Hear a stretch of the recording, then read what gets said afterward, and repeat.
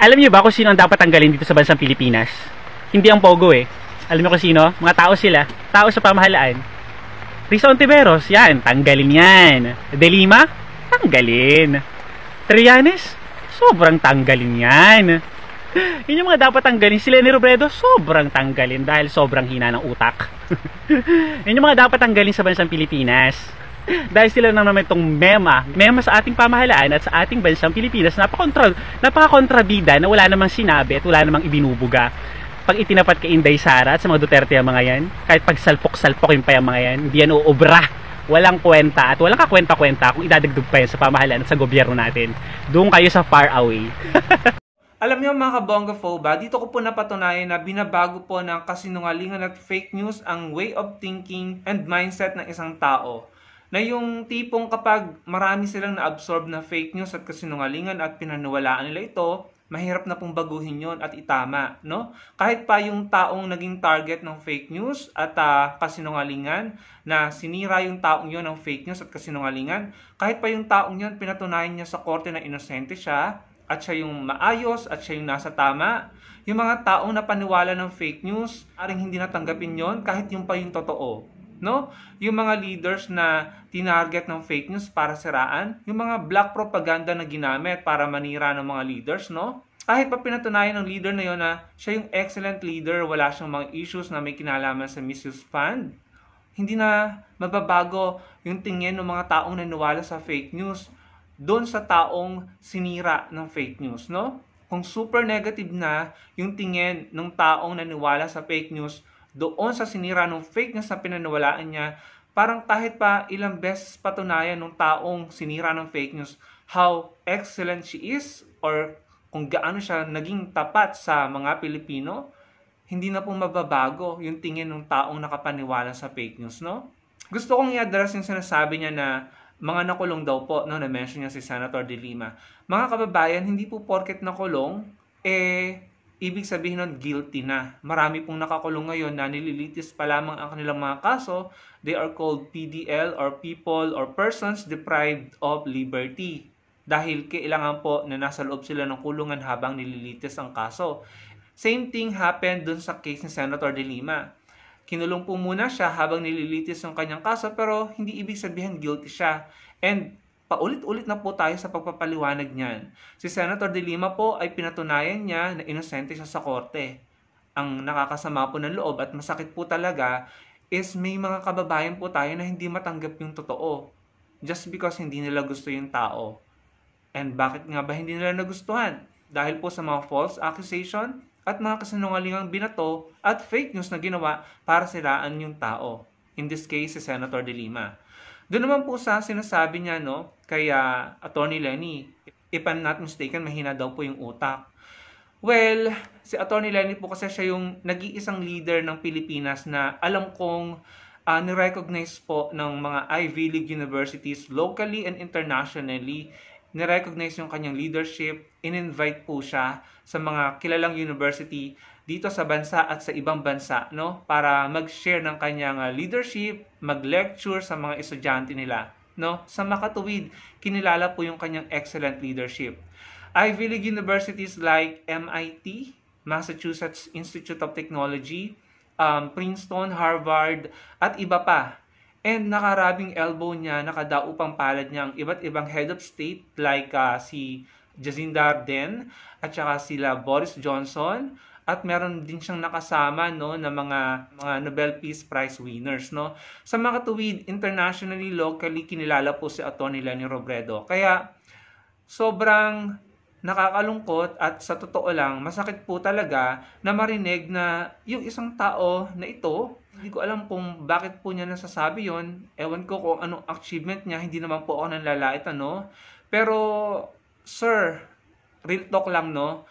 Nakikita ko yung mga content mo since 2022, nagbubungkal ka ng lupa. Up until now, nagbubungkal ka pa rin ng lupa, no. And, I don't know, siguro nalampasan mo yung mga achievements ng Atty. Leni Robredo.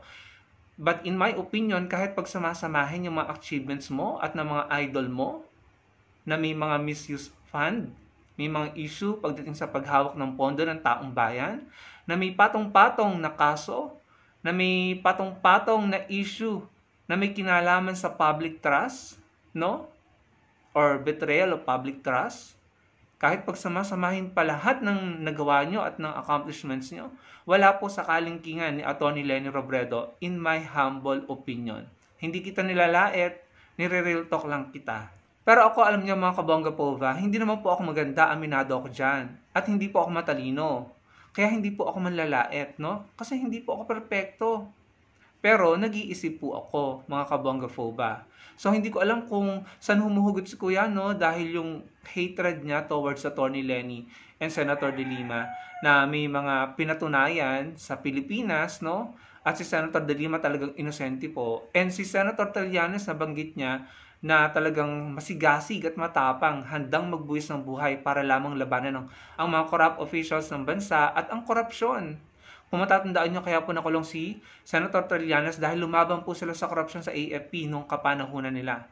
And si Senator Risa Ontiveros, sabi niya, dapat daw matanggal si Senator Risa na lumaban sa mga illegal na gawain ng Pogo na may naipakulong na hindi lang isa, dalawa dahil may mga di umano'y mga pang-aabuso sa kanilang sekta, mga kababayan. So, kaya ko po nasabi na binabago po talaga ng fake news at kasinungalingan ang mindset at way of thinking ng mga tao. Na tipong kahit yung mga tao na patunayan ng inosente, magaling lumaban ng korupsyon, matapang, matalino, at nakaka-believe ang leadership, yung public service, kapag pinangunahan na sila ng fake news at na-absorb na nila ito at pinanawalaan nila, kahit pa anong gawin ng mga taong maayos at matitino or ng kahit sinong matitinong leader sa lipunan, kahit anong gawin nila para hugasan ang maling paniniwalang iyon, mahirap na pong baguhin. At yan po ang isa sa pinakamalaking problema ng bansa natin, ng ating lipunan. Kaya sa totoo lang, tama po yung ginagawa ng TRICOM ngayon na naghihiring sila to address fake news, na dapat mag-come up sila ng isang matinding batas na magpipinalize sa mga taong nagpapakalat ng fake news. Dahil sobrang, palagay ko, this is equal, no? Pagdating sa problema ng bansa, kahalintulad ng fake news ang problema sa kahirapan at sa illegal na droga. Sa totoo lang, mga kababayan.